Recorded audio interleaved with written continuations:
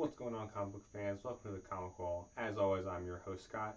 Today I'm going to be talking about something I'm super excited for, Captain America Civil War. It was one of my favorite comic series. I've seen every movie in the MCU. I can't wait. We finally get to see Captain Iron Man hashed out on the big screen since they've been itching to fight since the first Avengers. If you haven't seen the trailers, go check them out. They're great. So from the looks of it, the movie still has the same plot as the comic. In the comic, the whole reason for the Civil War comes about is a young group of superheroes decided it'd be a great idea to have a reality TV show and try to fight up against some big league supervillains. And after taking them on, a villain by the name of Nitro levels a small town, killing dozens of innocent people.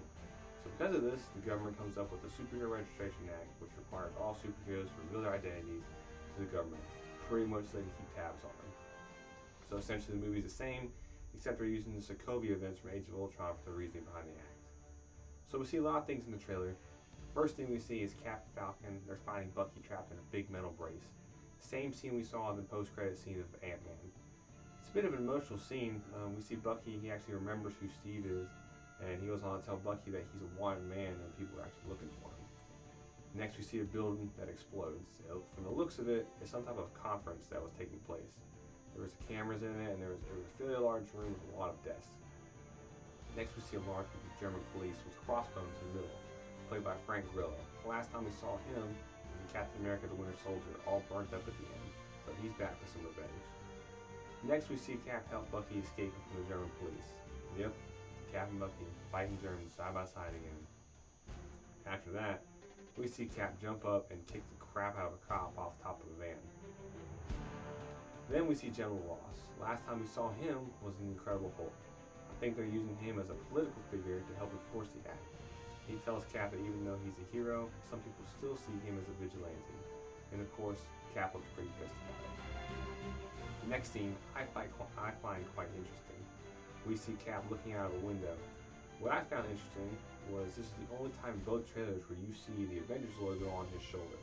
So I'm assuming after all this registration stuff goes into play, the Avengers are disbanded. Or at least until the Infinity War. Then we actually see the Registration Act being handed to what looks to be Scarlet Witch, judging by the black nail polish. I'm thinking it was handed to her because she is from Sokovia, and on the front of it says Sokovia Accords, just putting two and two together. Next we see a scene that's in both trailers, with one difference. The first picture we see Cap getting captured. The second picture we see Cap and Bucky getting captured by a War Machine. On the left side of this picture you can see him pointing his hand at the two of them. So at this point the act is already in effect. Then we see Iron Man opening an elevator where Cap and Bucky are, and he begins to speak to them, saying that Cap seems a little bit defensive. After that, we see Cap and Falcon getting their gear taken from them. We also see Martin Freeman's character. We still don't know what his role is in this movie. From the looks of it, it seems to be some type of government role. Then, of course, we see Tony tell Steve he wants to punch him in his perfect teeth. So we already see a lot of tension between the two of them. Later, we see a scene where Cap is on the ground next to a broken helicopter and he's getting shot at. Later in the trailer, you actually see that he was trying to stop the helicopter from taking off. I think this scene takes place right before they find Bucky in the brace, because Cap is wearing the same exact clothes, and when you see him in the very beginning of the trailer, he's already nice and dirty. Next, we see Cap jump off a truck through a window of the IFID, which is the Institute for Infectious Diseases. Some people believe this is where Baron Zemo will appear. We know he's in the movie, but we don't know how big of a role he will have. A little backstory on Baron Zemo: he was a scientist in World War II that built weapons for Hitler. He wore a purple mask that was fused to his face and was constantly in battle with Captain America. Upon his accidental death against Cap, his son took up his mantle as Baron Zemo. He harnessed the power of a moonstone, which is able to travel through time. With that being said, I think it's possible that this movie will introduce our next Infinity Stone, the Time Stone. If this is the route they're going, I think it's completely possible. Next, we see Iron Man and War Machine looking at Cap and his team, what looks to be some type of a German airport. Next, there's a scene where two people are running. It looks to be Hawkeye and Scarlet Witch, and they're getting shot out by either Iron Man or War Machine. Then we get our first look at the Great King of Wakanda, T'Challa, the Black Panther, and he looks freaking amazing. I think Black Panther is neutral in this war. Later we see him chasing after Bucky. Interesting fact, Black Panther's suit is made of vibranium, same as Cap's shield. After that, we see Team Cap beginning to charge after Team Iron Man, and then Bucky gets kicked in the face by Black Panther. He doesn't like him very much. And like I mentioned before, we see Bucky running away, and honestly he looks pretty scared. He's getting chased by Black Panther, who's being chased by Captain America. Now, Captain America can run pretty fast, but this man can run even faster. We're not entirely sure what he's after Bucky for, but I think when Bucky was in brainwashed assassin mode, he may have been told to kill someone close to T'Challa, and now he's out for revenge. After that, we see a short glimpse of Bucky trying to rip Iron Man's arc reactor out of his chest. Clearly he knows this is the source of his power. Next scene, that's in both trailers, we see Iron Man holding War Machine, what looks to be dead body, and his arc reactor is ripped from his chest. For obvious reasons, we can assume that this was Bucky's doing. It's not confirmed if Rhodey is dead, although the movie has been confirmed to end with a funeral scene. Hope and praying it's not Cap. If you read the comics, you knew that Cap was assassinated at the very end after surrendering. Shout out to Crossbones. Then my favorite part of the trailer, Cap and Bucky are going in on Iron Man. He's down on one knee and they're tearing Iron Man a new one. Only difference in the comic is Cap does it by himself, with the help of Vision sailing Stark's suit. Now on to the second trailer. First thing we see probably takes place somewhere in the beginning of the film. It shows a large door opening up and Cap is walking towards it, and inside is Bucky, who looks to be in some sort of cryo sleep. I think it's in the IFID we saw in the first trailer, and he's being experimented on.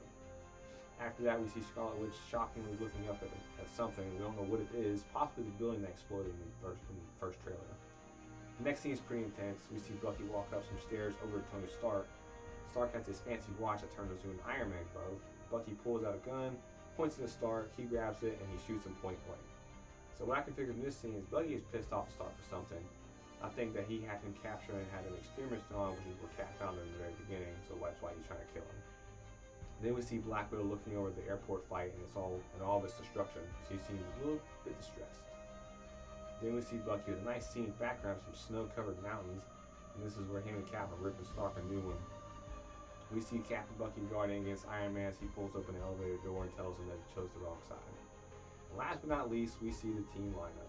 We get our first look at Ant-Man, who is rumored to be Giant Man in this film, and the Vision. We also see that Black Panther is on Team Iron Man, probably since he's after Bucky, so it makes sense. So that's all for the trailers. They're everything everybody thought they would be. Wrong. It's still missing one really important thing. I want Spider-Man!